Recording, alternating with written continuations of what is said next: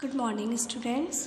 आज हम ज्योमेट्री में कौन सा चैप्टर कर रहे थे बच्चों? हम चैप्टर 19 और चैप्टर 19 का नेम क्या था? वॉल्यूम। तो हम चैप्टर 19 में वॉल्यूम के बारे में पढ़ रहे थे, ठीक है। तो उसमें हमने एक्सरसाइज 19.1 के 1 to 5 क्वेश्चन सॉल्व कर लिए थे। आज हम आगे के क्वेश्चंस देखेंगे कि किस तरीके से उन क्वेश्चंस को हम सॉल्व करेंगे। मैंने आपको बताया था कि छोटे छोटे क्यूब से मिलकर एक बड़ा क्यूब भी बन सकता है, बड़ा क्यूबॉइड भी बन सकता है। छोटे छोटे क्यूब्स को हम ज्वाइन कर दें तो कोई भी फिगर हम बना सकते हैं, ठीक है। अब देखिए पहला क्वेश्चन क्या है, 6 नंबर वाला क्वेश्चन देखिए बच्चों। Find the volume. आपको क्या निकालना है? वॉल्यूम निकालना है। किसका? क्यूबॉइड का। किसका वॉल्यूम निकालना है? क्यूबॉइड का वॉल्यूम। Whose volume? जिसका वॉल्यूम, अब क्यूबॉइड का वॉल्यूम है वो क्या है? इज है 5 टाइम्स। 5 टाइम्स मीन्स 5 गुना। 5 गुना का मतलब 5 मल्टीप्लाई। 5 टाइम्स का मतलब ये तो है 5 multiply the volume of a cube. किसके 5 मल्टीप्लाई है? क्यूब के वॉल्यूम के, ठीक है। हुज ईच इज 9 मीटर, मतलब एक वॉल्यूम जो है, एक क्यूबॉइड है उसका वॉल्यूम है 5 टाइम्स। किसके टाइम्स है? 5 टाइम्स। देखिए कैसे करेंगे बच्चों से। देखिए क्या समझा? Volume of cuboid, volume of cuboid, ठीक है। क्यूबॉइड का वॉल्यूम किसके बराबर है? 5 टाइम्स। 5 टाइम्स का मतलब आप समझे 5 मल्टीप्लाई। 5 टाइम्स का मतलब क्या है? 5 मल्टीप्लाई किसके? वॉल्यूम ऑफ क्यूब के। किसके है? Volume of cube.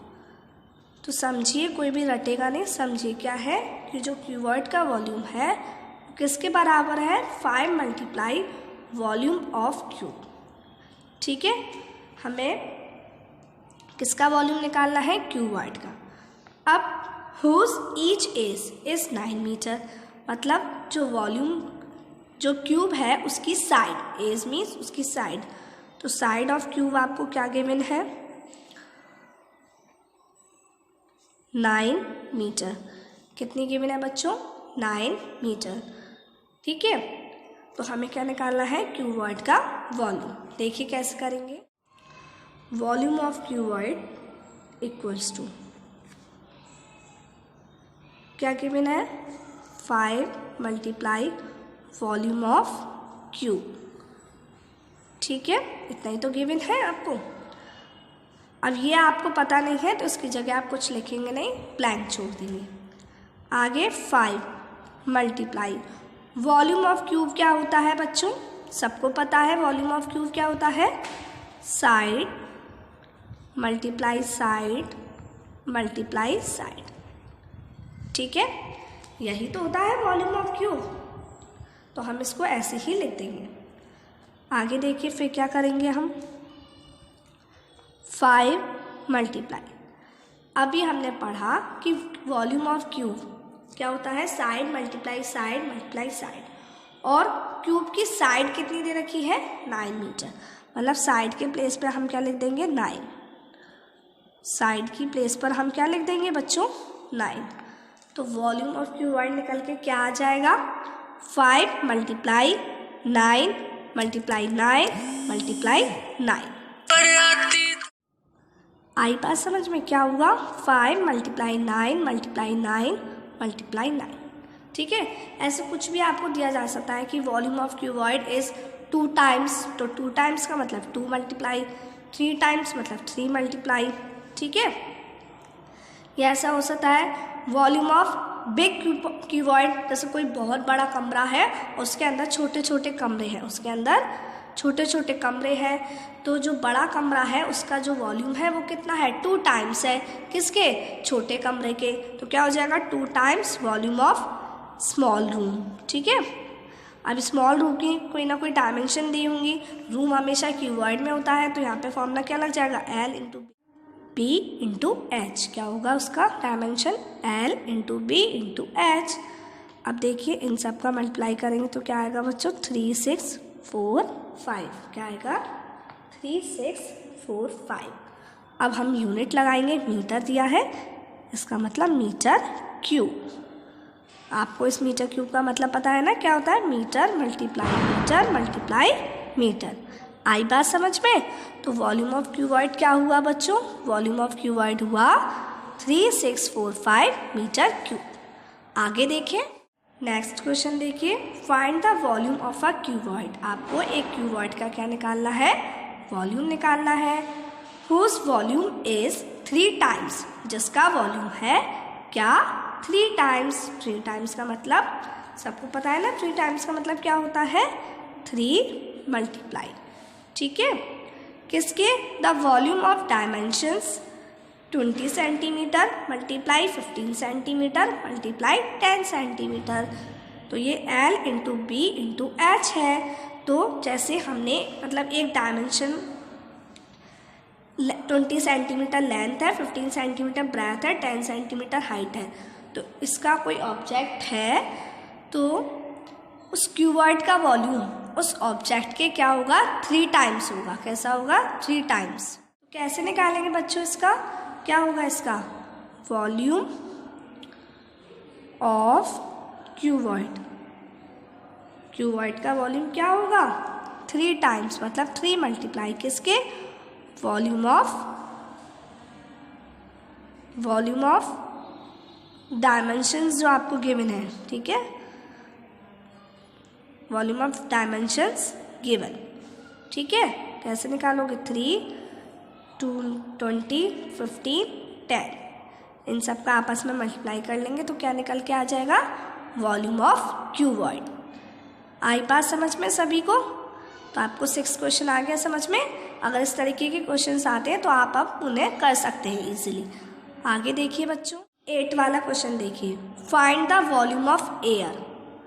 आपको एयर का क्या निकालना है? वॉल्यूम निकालना है। इन अ रूम मतलब एक कमरा है जैसे, तो उस कमरे के अंदर क्या है? कमरे के अंदर हवा होगी। कमरे के अंदर क्या होगी? हवा होगी। अब जो कमरे के अंदर हवा है, अगर हमें पता करना है कि कमरे के अंदर हवा है वो कितनी है, तो उसके लिए हमें कमरे का क्या पता होना चाहिए कि वो कमरा कितनी हवा रख सकता है, कितनी हवा घेर सकता है। ठीक है, कितनी हवा उसके अंदर आ सकती है, मतलब उस कमरे की क्या पता होनी चाहिए? हमें कैपेसिटी पता होनी चाहिए या वॉल्यूम पता होना चाहिए। मैंने आपको बताया ना, उसके अंदर हम कितनी चीज़ भर सकते हैं, रख सकते हैं, उसके लिए हमें उस ऑब्जेक्ट का या उस जगह का वॉल्यूम पता होना चाहिए। तो हमें क्या निकालना होगा इसमें? हमें ये पता करना है कि उस कमरे में कितनी हवा है। वो हम कैसे पता करेंगे?